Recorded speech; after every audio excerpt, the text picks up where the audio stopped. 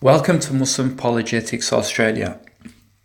In this video, I want to discuss whether Muhammad plagiarized from the ancient Greeks and other philosophers in history.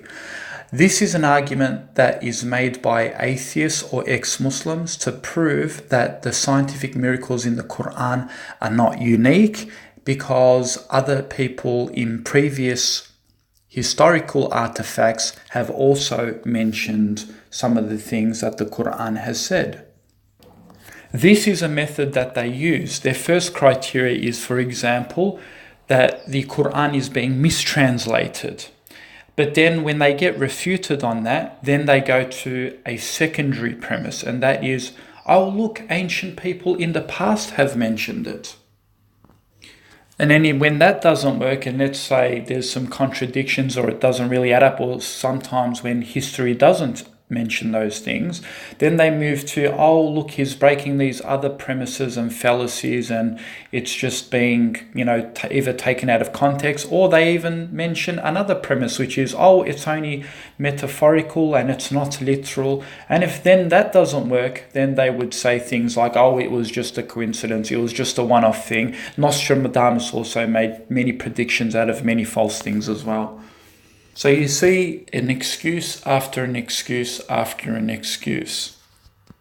But what I do want to suggest is, I want to go back to the point about Muhammad copying from previous, or not technically copying, because obviously Muhammad didn't just travel to the Persians, constantly travel to the Egyptians, he didn't travel to the Greeks, and he didn't travel to the Romans, and he didn't have time to go back to live in time and back towards 3000 BC and so forth.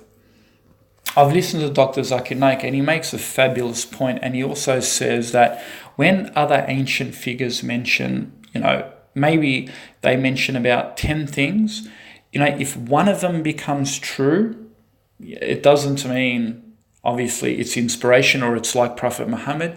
If Prophet Muhammad mentions things, he doesn't put errors into his words. There aren't, an atheist or a skeptic or an ex-Muslim could go in there and try and misrepresent it and say it's something else, but there's always another side to the story, a true interpretation. So they can't really wiggle their way out of that one. So you see what we call a consistency, where the statements he mentions, they're true. But then when you have people like Gallian who mention about the reproduction system and so forth, they do mention some true things, but then it is also mixed up with falsehood and so forth. So that's where it shows Prophet Muhammad being unique. But here is the bottom line, and I think this is the most fabulous argument to make. And I mentioned this to Abdullah Samir, who's an ex-Christian, an ex-Muslim, now an atheist. And he basically, he's a person who campaigns to show, Muhammad copied ancient people, or ancient people said these things as well, and therefore it doesn't really show Muhammad unique. But I've made this point to him that when, for example, the Prophet Muhammad mentions things, and there are thousands of miracles and cases, where the Quran speaks about everything is created from water, every living thing, is created from water, not everything. Every living thing is created from water. That's, part of science today. About the iron coming down to the earth, wasn't part of the original Earth. It came down through supernovas, crashing the Earth and so forth, and building the iron core. And of course, where that particular verse of the iron is mentioned halfway in the Quran. There's 114 chapters of the Quran, and that particular verse is mentioned in chapter, in between the Quran, the 57th chapter. And that shows that in the center of the Quran, and just like the iron is majority of the iron is part of the iron mantle in the center of the earth. So you see this correlation, amazing miracles after miracles. And then you have, honey being a healing power mentioned in the Quran. Of course, the expansion of the universe, the Big Bang Theory and so forth. And then you have where the Prophet Muhammad said you should give children sweets. when they're born, an infant, give her a bit of sweet in the mouth. And we know that today's science confirming that, that is very crucial to give baby a bit of sugar. It helps their brain development and so forth.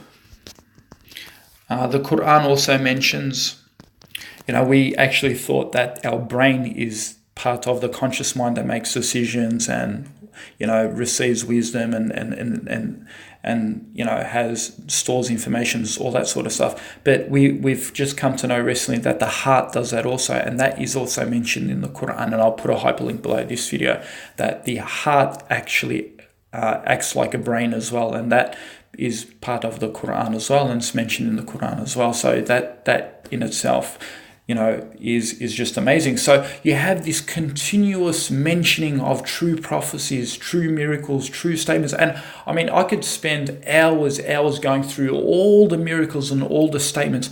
And what is unique about this, and this is where I'm coming to my point, this is the major crucial point, that is that when we want to go and show miracles, we go to one man. We go to the Prophet Muhammad who received the Quran. We go to his hadith and so forth.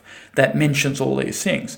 But see, when a critic of Islam or an atheist or an ex-Muslim, when he wants to show historical statements that people in the past also showed miracles and statements that confirm today's science, they need to go to a whole various groups of people from different times and different places.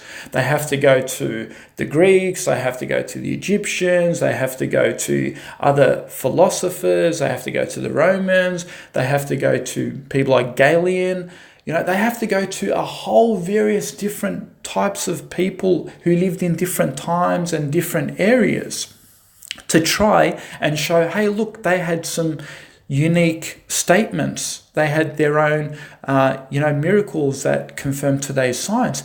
But now you compare that to the Islamic position, where the Islamic position says that we can go directly to the Prophet. We don't need to go to all these different places and hemispheres and find a whole vast of people who lived in different locations, different times, to take, to weed out a single statement. Whereas in Islam, we go directly to the Prophet. And that proves that the Prophet Muhammad, unlike all of these ancient people, was unique, that he had a collective miracles and statements that confirm today's science on a bunch of whole range of things, from anatomy, from the environment, from the universe and all that sort of stuff. So in conclusion, you see there was never one group of ancient people, say one individual figure, that made over hundreds of miraculous statements in just 23 years of his life. How does a skeptic even respond to that? This proves the Prophet Muhammad was unique. When you run around trying to look for all these other ancient people as a critic, you don't go to one individual.